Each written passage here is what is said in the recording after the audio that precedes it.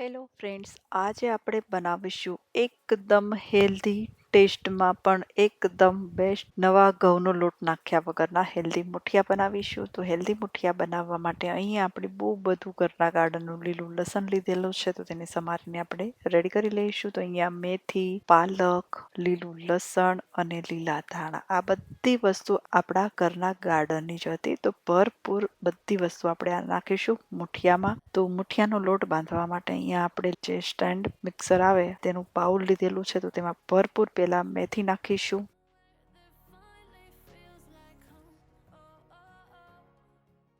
અને તેમાં પાલક એડ કરી દઈશું. તો વેઇટ લોસ માટે પણ ખાસ રેસીપી છે, ડાયાબિટીસ હોય તેના માટે પણ ખાસ આ રેસીપી છે. એક વખત બનાવીને 2 થી 3 દિવસ સુધી તમે આ મુઠિયા ખાઈ શકશો.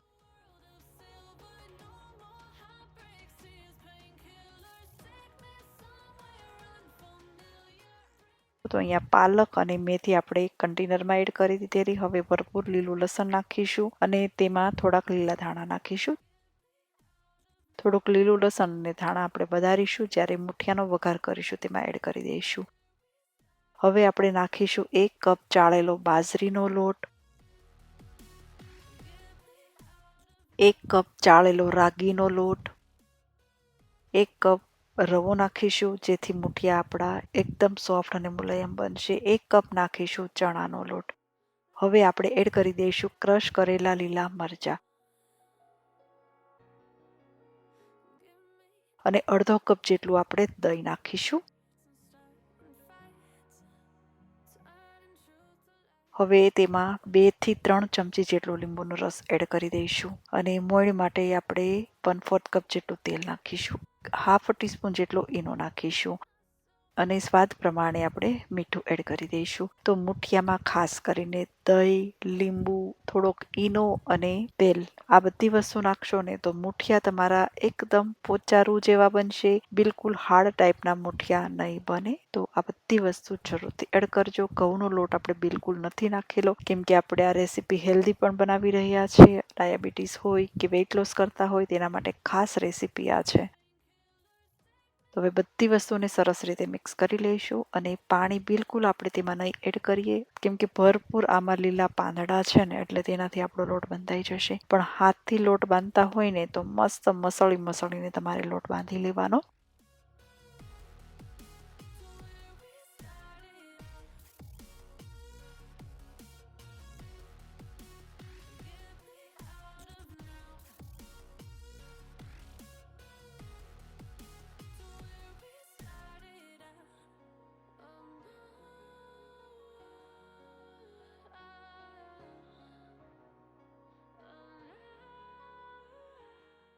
તો અહીંયા મશીનમાં આપણે લોટ બાંધીને રેડી કરી લીધેલો. હવે આ લોટને થોડોક ટેસ્ટ કરી શકીએ. જો મીઠું, લીંબુ કે એમાં કંઈ પણ ઓછું લાગે તો તમે એડ કરી શકો, પણ કંઈ પણ વસ્તુ નાખવાની જરૂર નથી.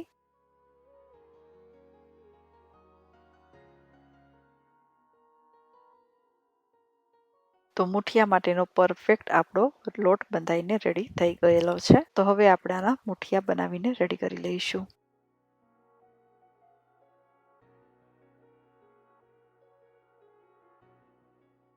તો મુઠિયા બની જઈને પછી એક ડીશમાં થોડુંક તેલ લગાવીને તેમાં બધા જ મુઠિયા આપણે એડ કરી દઈશું.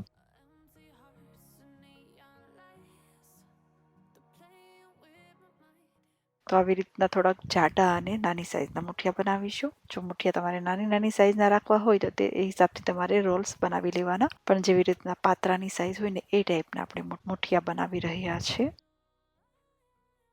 તો આવી જ રીતના બધા જ મુઠિયા બનાવીને આપણે ટ્રેમાં મૂકી દઈશું.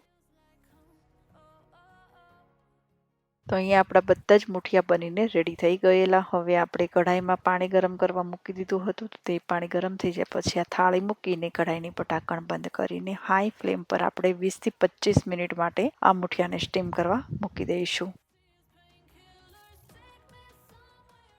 તો અહીંયા આપણા મુઠિયા સરસ મજાના સ્ટીમ થઈને રેડી થઈ ગયેલા છે, તમે જોઈ શકો છો. હવે મુઠિયાને થોડીક વાર ઠંડા કરવા મૂકી દઈશું. ત્યાં સુધીમાં આપણે મુઠિયાનો વઘાર કરવા માટે અહીંયા આપણે ભરપૂર પાલક નાખેલી તેમની પ્યુરી બનાવીને રેડી કરી લેવાની છે. તો આ બાજુ આપણે ગેસ પણ બંધ કરી દીધેલો અને મુઠિયાને આપણે ઠંડા કરવા મૂકી દઈશું. તો મુઠિયા આપણે ટોટલ ઠંડા થઈ ગયેલા. અહીંયા આપણે મુઠિયાને ટેસ્ટ કર્યા હતા અને બહુ જ ટેસ્ટી મુઠિયા બન્યા હતા, કેમ કે ભરપૂર મેથી, પાલક, લીલું લસણ આ બધી વસ્તુ ભરપૂર હોય ને એટલે આ મુઠિયાનો ટેસ્ટ અલગ જ આવે. તો હવે આપણે મુઠિયાને કટ કરીને રેડી કરી લઈશું.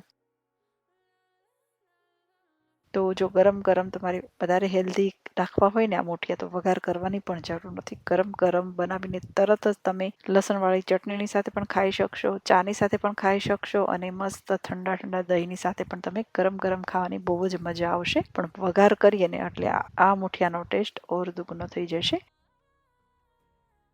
તો 2 મુઠિયા આપણે રાખેલા, બાકીના બધા જ મુઠિયા કટ કરીને રેડી કરી લીધેલા. હવે મુઠિયાનો વઘાર કરવા માટે આપણે એક કઢાઈમાં તેલ ગરમ કરવા મૂકી દઈશું.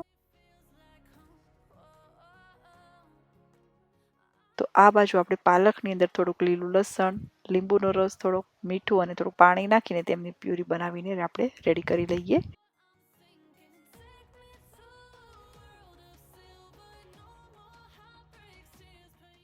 તો પાલકની પ્યુરી બની ગઈ. તેલ ગરમ થઈ જાય ને હવે તેમાં સૌથી પહેલા રાઈ નાખીશું, જીરું એડ કરી દઈશું, હિંગ એડ કરી દઈશું, મીઠા લીમડાના પાન નાખીશું, ક્રશ કરેલા લીલા મરચાં નાખીશું, લીલું લસણ એડ કરી દઈશું,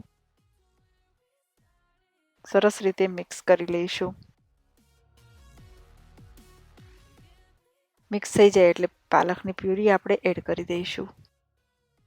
હવે આપણે ઉપરથી થોડાક તલ પણ એડ કરી દઈશું. વઘારમાં પણ નાખી શકો, એકદમ વ્હાઈટ છે એટલે ઉપર જ એડ કરેલા. સ્વાદ પ્રમાણે થોડી ખાંડ, લીંબુનો રસ પણ આપણે એડ કરી દઈએ. સરસ રીતે પ્યુરીને મિક્સ કરી લઈએ. આવી રીતના પ્યુરી બનાવીને મુઠિયા ઢોકળાનો વઘાર કરવાથી જે થોડુંક લિક્વિડ હોય ને મુઠિયામાં જતું રહેશે અને મુઠિયા એકદમ ટેસ્ટી લાગશે.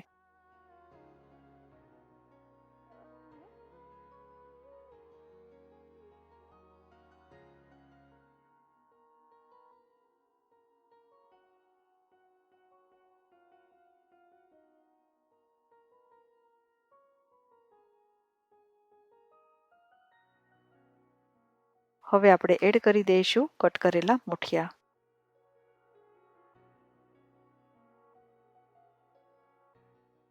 સરસ રીતે મુઠિયાને આપણે મિક્સ કરી લઈશું.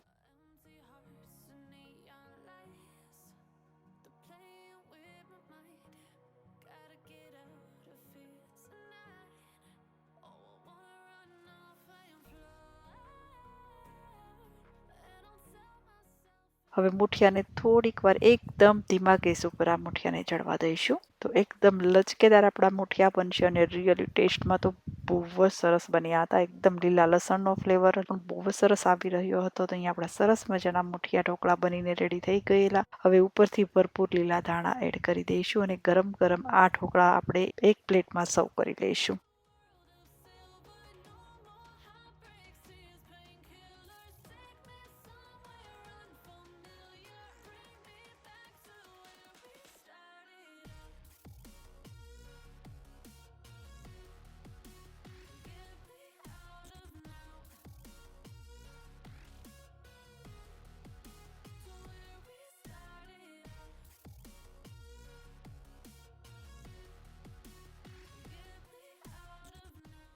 તો જોતાં જ મોઢામાં પાણી આવી જાય એવા ગરમમાં ગરમ, ખાવામાં એકદમ હેલ્ધી, ડાયટ માટે પણ, ડાયાબિટીસ માટે પણ જેટલા પેટ ભરીને ખાવા હોય એટલા તમે ખાઈ શકશો અને ખાવાની બહુ જ મજા આવશે. તો આવી રીતના ગરમમાં ગરમ, શિયાળાની ઠંડી હોય કે વરસાદની સિઝન હોય, બેવ સિઝનમાં તમે આ મુઠિયા ઢોકળા ભરપૂર માત્રામાં બનાવીને 2 થી 3 દિવસ સુધી ખાઈ શકશો. તો ફ્રેન્ડ્સ, અગર તમને મારી આ રેસીપી પસંદ આવે તો વિડીયોને લાઇક, શેર અને ચેનલને સબસ્ક્રાઈબ પણ કરી શકો. તો આપણે આવી રીતના નવા નવા વિડીયો લઈને મળતા રહીશું.